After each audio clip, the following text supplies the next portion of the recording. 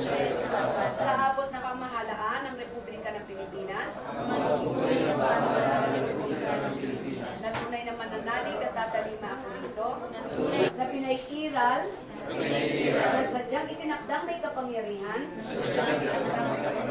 ng Republika ng Pilipinas, ang mga pananagutang ito nang walang anumang pasubali o hangaring umiwas. Kasihan nawa ako ng Diyos.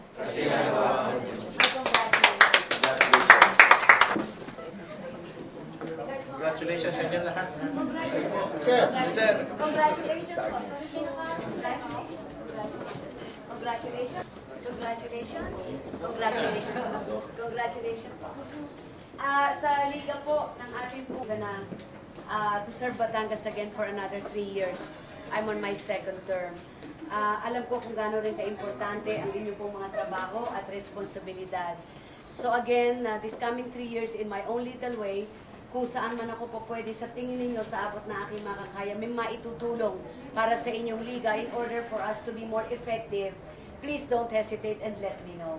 And vice versa. Sana naman with all my projects po, especially my Hearts program, sa inyo't inyong mga lugar, tulungan nyo naman ako na ito'y maging matagumpay. Because that is the only way kaya nating ibalik sa kanila yung tiwalang ibinigay po sa bawat isa sa atin. Again, if I may, tayo naman ay laging magkasama through your sa liga natin. Please don't hesitate, let me know. At sa abot ng aming makakaya, let us all work as a team. Okay, maraming salamat ho. I congratulate you.